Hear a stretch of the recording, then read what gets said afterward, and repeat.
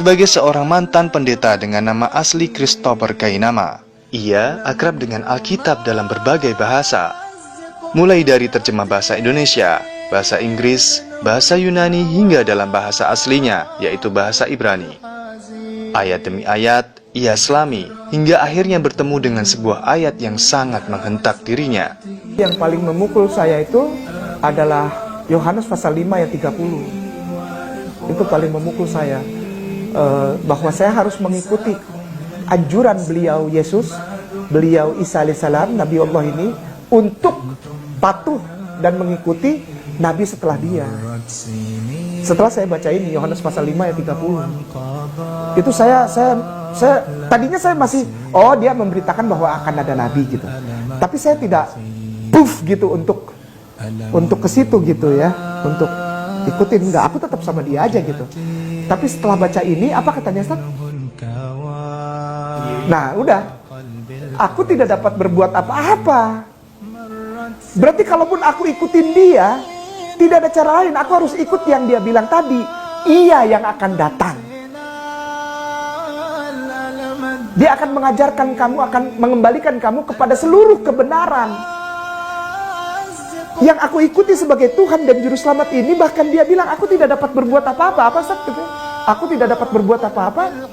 Aku tidak dapat berbuat apa-apa dari diriku sendiri. Aku menghakimi sesuai dengan apa yang aku dengar, dan penghakimanku adil. Sebab aku tidak menuruti kehendakku sendiri, melainkan kehendak Dia yang mengutus aku. Dia utusan, mentok Ustaz, mentok saya. Yesus yang aku agungkan, bahkan aku diampuni dosaku, ternyata dia tidak bisa berbuat apa-apa. Bukan saya yang bilang, beliau, dan aku masih cinta sama beliau. Dan semua orang muslim di seluruh jagat raya ini memuliakan Isa kok, cinta sama dia. Sampai dibilang Isa ibnu Maryam, Isa Rasulullah, Isa Nabi Allah, Isa alaihissalam, Isa al-Masihu, dimuliakan habis-habisan. Karena dia fair. Karena dia fair. Dia bilang, aku tidak bisa berbuat apa-apa dari diriku sendiri. Terus kamu apa dari aku? Ikutilah dia yang akan datang setelah aku, yang akan menuntun kamu kepada seluruh kebenaran. Namanya Muhammadin.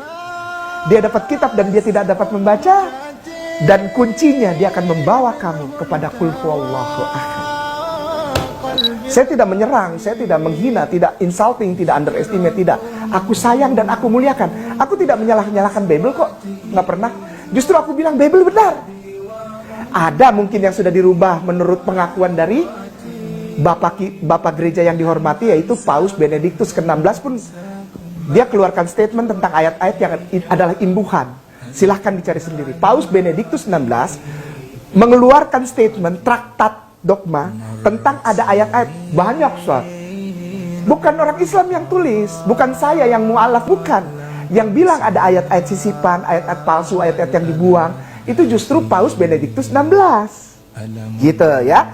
Kesadaran itu ia peroleh justru saat ia belajar Alkitab langsung di tanah kelahiran Nabi Isa alaihissalam.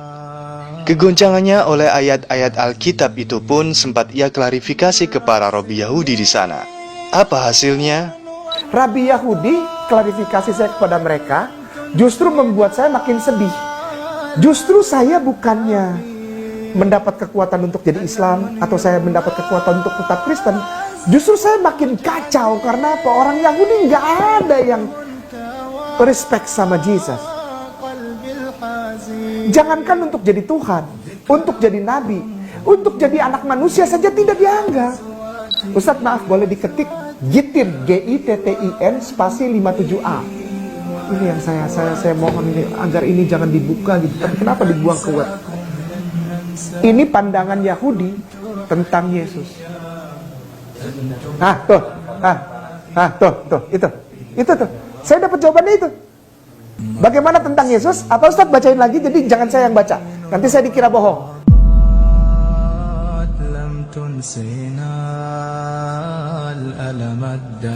Orang Islam bilang begitu? Tidak. Orang Islam memuliakan Isa alaihissalam. Terus kenapa orang Kristen dan Katolik benci sama orang Islam? Janganlah. Ya, toleran gak orang Islam? Toleran, karena kita memuliakan. 25 kali nama Isa alaihissalam dalam Al-Quranul Karim. Bahkan kita berikan surat khusus kepada maminya, opanya kita, Al-Quran ada. Ini yang membuat saya pikir, bagaimana kalau aku tanya tentang Islam? Apakah percaya, Rabai? Do you believe, Rabai, that Al-Quran, the holy scripture of Muslimin, is the real holy scripture, is the word of God? Be careful for your mouth. Hati-hati ngomong. Begitulah reaksi beberapa Robi Yahudi yang ditemuinya saat ia bertanya tentang Al-Quran. Mereka mengakui bahwa Al-Quran itu firman Allah. Lalu, bagaimana pendapat mereka tentang kerasulan Muhammad SAW? Gak boleh ngomong sembarangan Al-Quran. Saya nyeletuk lagi, kalau gitu, apakah benar Muhammad itu adalah Nabi? Is the holy name of our cousin. Saya kalau cerita ini bawaannya pengen nangis. Mereka kelas kepala padahal mereka tahu. Saya nggak pernah benci Yahudi, saya nggak pernah benci. Kelakuan Zion itu yang perlu dibenci. Zionis, Zion itu beda kelompok sama Yahudi, beda. Ada bagian besar dari Yahudi yang ikut Zion. Tapi ada Yahudi yang mengerti asasnya. Dia bersikeras pegang, kami mengikuti Torah. Padahal kalau dia benar-benar ikut Torah, dia harusnya jadi Islam. Ada Yahudi yang begitu. Ketika saya konfirmasi ini, saya mendapatkan pemaparan yang justru menguatkan saya untuk mengikuti kata-kata Yesus yang tadi Ustaz bilang. Pertanyaannya, saya konfirmasi kata-kata Yesus, tapi saya tidak dapat. Yang saya dapat justru confirm kekuatan. Saya di-encourage untuk membenarkan kata-kata Yesus untuk menjadi pengikut Rasulullah. Karena ketika saya mengikuti dan mencintai Rasulullah, saya sudah memuji nabi-nabi yang lain 2 kali. Demikianlah mata rantai kenabian yang menghubungkan Isa alaihissalam dengan Muhammad sallallahu alaihi wasallam.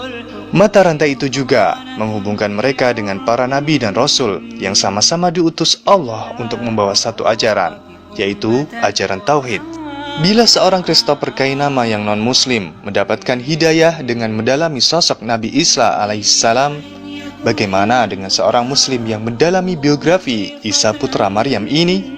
Tentang kedatangan dan kepergiannya yang ajaib, tentang pembelokan fakta yang hingga kini dipercayai oleh banyak orang, juga tentang kedatangannya kembali di dunia untuk menaklukkan Dajjal.